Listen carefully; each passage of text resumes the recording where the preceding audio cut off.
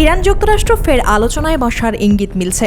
ইরানের শীর্ষ নিরাপত্তা কর্মকর্তা আলী লারিজানি জানিয়েছেন, যুক্তরাষ্ট্র যদি সামরিক হস্তক্ষেপ এড়িয়ে চলে তবে তেহরান পারমাণবিক আলোচনায় ইতিবাচকভাবে অংশ নেবে।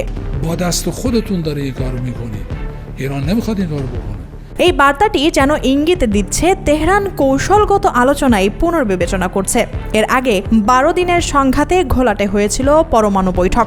ইসরায়েল ও যুক্তরাষ্ট্রের হামলায় ইরানের সামরিক ও পারমাণবিক অবকাঠামো ব্যাপক ক্ষতিগ্রস্ত হয়েছিল, যা শান্তি আলোচনায় বাধা হয়ে দাঁড়িয়েছিল।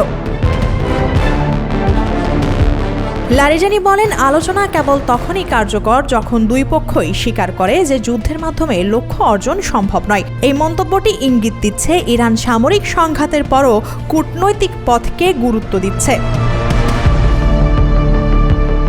ইউরোপের 3 দেশ ফ্রান্স, জার্মানি ও যুক্তরাজ্য আগস্টের মধ্যে আলোচনায় ফেরার জন্য ইরানকে চাপে ফেলছে। তারা হুঁশিয়ারি দিয়েছেন, আলোচনায় না ফিরলে তেহরানের ওপর পূর্ণ সংখ্যক নিষেধাজ্ঞা ফিরে আসবে, যা স্ন্যাপব্যাক ব্যবস্থার মাধ্যমে কার্যকর হবে।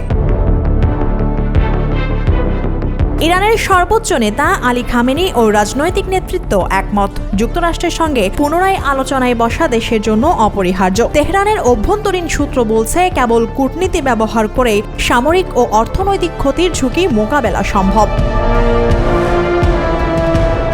ইরান ও যুক্তরাষ্ট্রের পারমাণবিক আলোচনা গতবারের সংঘাতের কারণে বাধাগ্রস্ত হয়েছিল। 13 জুন ইরানের উচ্চপদস্থ সামরিক কর্মকর্তা, পরমাণু বিজ্ঞানী ও রাজনৈতিক নেতাদের লক্ষ্য করে হামলা চালায় ইসরায়েল। হামলায় তেহরানের গুরুত্বপূর্ণ স্থাপনা ক্ষতিগ্রস্ত হয় এবং সামরিক নেতৃত্ব ও পরমাণু বিজ্ঞানী নিহত হন। 9 দিন পরে 3টি পারমাণবিক কেন্দ্রকে লক্ষ্য করে বোমা নিক্ষেপ করে যুক্তরাষ্ট্র। ট্রাম্প দাবি করেন, এতে ইরানের পারমাণবিক কর্মসূচি বন্ধ হয়। লারিজানি আরও বলেন, যুক্তরাষ্ট্র যদি ইরানের সাথে যুদ্ধের পথ বন্ধ করে এবং আলোচনায় আসে, আমরা ইতিবাচকভাবে প্রতিক্রিয়া দেখাব। কিন্তু যদি তারা আলোচনার মাধ্যমে পরবর্তী যুদ্ধের প্রস্তুতি নেয়, আমরাও পাল্টা ভয়াবহ হামলা চালাব। এদিকে ফ্রান্সের পররাষ্ট্রমন্ত্রী জানোয়েল ব্যারো বলেন, যে কোনো পরিস্থিতিতে ইরানকে পারমাণবিক অস্ত্র অর্জন করতে দেওয়া যাবে না। ইরানের নেতৃত্বে এই মুহূর্তে মতভেদ লক্ষ্য করা যাচ্ছে। একটি অংশ পশ্চিমা ও আঞ্চলিক শক্তির সঙ্গে সম্পর্ক স্বাভাবিক করতে চায়, আরেকটি অংশ চায় যে কোনো চুক্তিতে যৌথ নিয়ন্ত্রণ ও কঠোর নিশ্চয়তা থাকা আবশ্যক।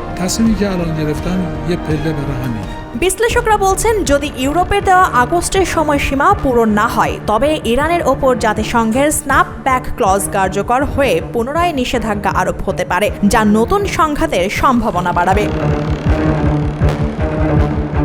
পরিশেষে ইরান এবং যুক্তরাষ্ট্রের সম্পর্ক এখন সংবেদনশীল মোড় নিয়েছে। সামরিক শক্তি ক্ষতিগ্রস্ত হলেও কূটনীতি ও কৌশলগত বার্তায় তেহরান এখনও গুরুত্বপূর্ণ খেলোয়াড় হিসেবে আন্তর্জাতিক মঞ্চে উপস্থিত। আলোচনার ফলাফল শুধু মধ্যপ্রাচ্য নয়, বৈশ্বিক শক্তি ভারসাম্যকেও প্রভাবিত করবে।